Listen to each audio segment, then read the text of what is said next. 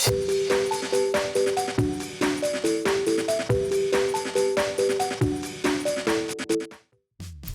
it going, YouTube? It's Panda time. In this video we have a deck profile for my yellow Wargreymon X deck. I feel like the BT9 meta is already figured out, and as you guys know me, I like playing wacky stuff, so I'm just trying to figure out what kind of juicy, spicy decks we can come up with. I like the yellow Wargreymon X because playing the pre-release, I saw the Angel X and I thought she'd be a pretty cool card. And then I figured, like, is there a way we could make that into a real deck? And then you can go yellow Wargreymon into the Wargreymon X, which is also pretty cool. So I just sort of came up with this crazy idea. Anyway, I hope you guys like it. And as always, thank you guys so much for watching. As always, we're going to start off with the Digitamas. I do play 5 babies. We have 4 Upamon. Upamon is like the generically best yellow deck there is. And then I play 1 Fremon. The extra DP is kind of nice because we don't really have any other ways to get extra DP. I actually like it so much that I might bump it up to 2 Fremons. It's nice to have the Wargreymon have more than, or the extra 1000 so that he may survive in security. But Upamon seems like the best one on the go-to for sure. For the rookies, we play a ton of Salamons because we do play Salamon X. So I play 4 of these Salamon that's 1 attack and minus 1000 DP, 2 of the Salamon that on deletion recovers, 4 Salamon X, and then we also have 2 Bushies to round out the rookie lineup. So this Salamon is really cool because the one attacking effect is not once per turn. So with your yellow Wargreymon, you're swinging twice. Giving an additional minus 2000 DP matters quite a bit. You know, minus 6k doesn't really cut it enough anymore. So getting to 7 or 8k is a big deal, so you can clear out those level 5s. The other Salamon is nice because obviously we take some damage and the recovery is always really good. But the best part about these guys is that they are named Salamon, so you can Digivolve Salamon X over them for free. The Salamon X is kind of nice. You can take the top card of your security and then recover 1. This is really important because we do play Cool Boy and Kari as our tamers. So of a simple Salamon X over the Salamon, we can proc both of our tamers and gain 2 memory, which is actually really kind of nice. On top of that, we have 2 Bushies because we can summon Bushi from the Angewomon Inheritable, and the Bushiagumon combined with the multiple swings from Yellow Wargreymon is a great way to close the game out. If you played Yellow Wargrey from BT4 onward, you know that the combo is pretty strong, so it just makes sense that we make room for the Bushiagumon. That is it for our rookies. For champions, I feel like the level 4s in this deck could really be just about anything, so definitely experiment and find what you like. I have 3 Leomons, we have 2 Judge Pitomons, 2 Turimons, 2 Gatomons, and then 2 Kazumons. As you see, we're a little bit all over the place. So the Leomon is nice because I like the card quite a bit, and he got a nice altar, so you know I'm going to use it. I feel like when you're a yellow deck and you have space in your level 4s, the Leomon, I'm just personally a fan of it. He can get checked in security and recover 1. It's really nice in the OTK meta where you get a heal out of nowhere and people don't expect it.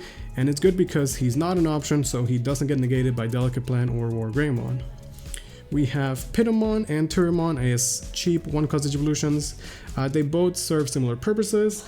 The Pitomon is a blocker, which is nice. The Turimon is 6k. Sometimes you want to just swing with your champions, and it's nice to do that.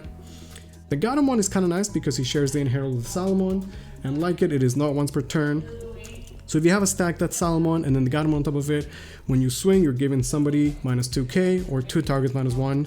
And again, not once per turn, so you can give up an additional minus 4k potentially.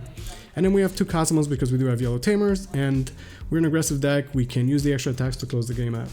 So that's my champion lineup, but really the champions could be just about anything in this deck. I think you should play Kazumon. Beyond that, experiment and see what you like. Now, my level 5s are all Angewomons. So we have 3 of the promo Angewomon or the anniversary, 1 of the really old Angewomon, and then 4 Angewomon X. So the original Angewomon with the alt art is nice. When Digivolve, you give somebody skill attack minus, which is good, you know, keeps you alive. But what makes this card shine is the Inheritable, that when attacking lets you play rookies for free.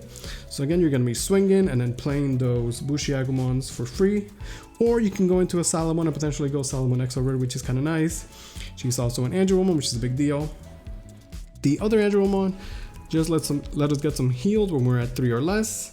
And it's kind of nice because you can be at like 2 security, Digivolve into Angewomon, recover 1, and then go into Angewomon X and recover another 1, which gives us access to some nice burst healing. Talking about Angewomon X, I feel like she's a pretty solid card. When digivolving, you know, you give somebody -1, which is fine, -1 check. She's base 8k, which is powerful, but what I really like is the when digivolving recover 1. She's not locked to it being a 3 or less, so you could be at 5 and still recover 1. And obviously we can go Angelomon into Angelomon X, get the effect, but we also do play the option so we can, even if we don't have the first Angelomon, we can still get the effect. Angelomon X is kind of nice. I do like her quite a bit. Having like free healing is obviously pretty powerful, and 8k is big enough that we could just swing with her if we need to. So that's it for our level 5s. Now for the 6s, this is a yellow Wargreymon deck. So of course we do have 4 yellow Wargreymons, and then we have 2 of the Wargreymon X. So first of all, if you guys don't know, the Wargreymon X just says Digivolve over Wargreymon, and in this case, when it's that condition, it's not an effect, it's like a game mechanic, and it doesn't specify the color. So although this cannot Digivolve on top of our level 5s, it can Digivolve over the yellow Wargreymon because his name is Wargreymon. So the main combo here is that if you have the X antibody option, you equip it to a stack with yellow Wargreymon, right? So yellow Wargreymon can swing at security, use his effect to restand, give somebody -6 on DP, proc all your other one attacking effects like Upamon, Salamons, Angelomon, and whatnot. And then when attacking, you can then Digivolve into Wargreymon X for 1. The attack will go through, and then at the end of the attack, you get to clear something else, and you're gonna get the memory for checking the security. So ideally, you could do like -6 to 1 stack, and then clear another one with the Wargreymon X, and then this guy's free to attack again to push for more damage, right? You can also use the -DP or the DP reduction from the Wargreymon to clear something big, so that the X effect can clear it. Like if they have a Digimon that's, for example, 15,000 DP, you can give it -6, and then the Wargreymon will be enough to clear it. So it's a pretty cute combo. You know, sometimes it's awkward because, again, we just can't go this over our 5s. But for the most part, I've always liked the Wargreymon, and the fact that he can swing, restand, and then go into the X is pretty cool. Even if you don't have the option, you can still, you know, just do the effect and then Digivolve after. It's a little bit worse, but it's fine, and I do like the combo quite a bit. If you're playing against people and you have the yellow deck, they will not expect the yellow Wargreymon X, which the red one, which is kind of nice. And you know, that's the goal of the deck. It's a pretty cool concept, and it feels very rewarding when you do pull it off.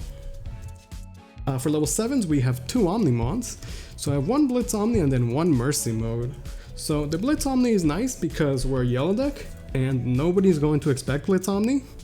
Of course, after doing our red Wargreymon double swing, we can go into a Blitz Omni and close the game out. And again, because of the Angelomon, you're potentially doing like 2 swings, summon a Bushi, and then go into Blitz Omni after, right? So we get a lot of surprise damage, especially because the red one gives you extra memory, potentially giving you memory to go into a Casamon after doing all your shenanigans, right?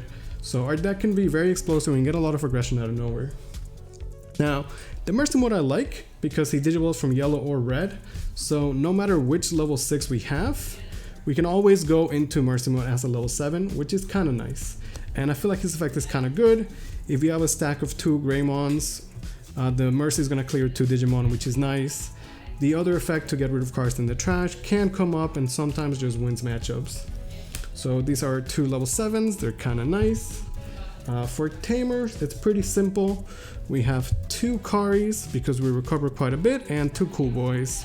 So as I talked about, the Karis, they combo really well with the Salamons and the Angelomons. Again, like Angelomon X, if you go into her, we can proc her Cool Boys and her Kari off of 1 Digivolution, which is pretty strong. It gives us a lot of memory to work with.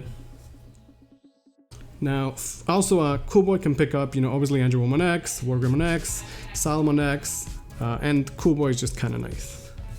For options, we have 2 Wyvern's Breath. We are recovering quite a bit here and there, and we want to have options that can be impactful to the game state in our security, and as a yellow deck, Wyverns is the way to go. We have 2 Pancake Boosts to help us find our pieces. I've talked about this before, but you know, it's Digimon in 2022. I just wouldn't really play decks without the boost. They're actually too good. We then have 2 X antibody options. These are good in security, and as I went over in the past, they help us activate some cool combos. Can be picked up by the Cool Boy, so they're just nice to have. And then for the last card, we have 1 Blinding Ray because as you see, our deck can get a bunch of crazy memory gain out of nowhere thanks to our tamers, and when compounded with a blinding ray, we can get some crazy plays that our opponents are just not expecting. And that's gonna be the deck. It's a pretty cool idea and a really fun deck. It's obviously not tier 1, but it's definitely good enough to, you know, go up against the meta, so I do recommend it. I hope you guys like the deck, and as always, thank you guys so much for watching.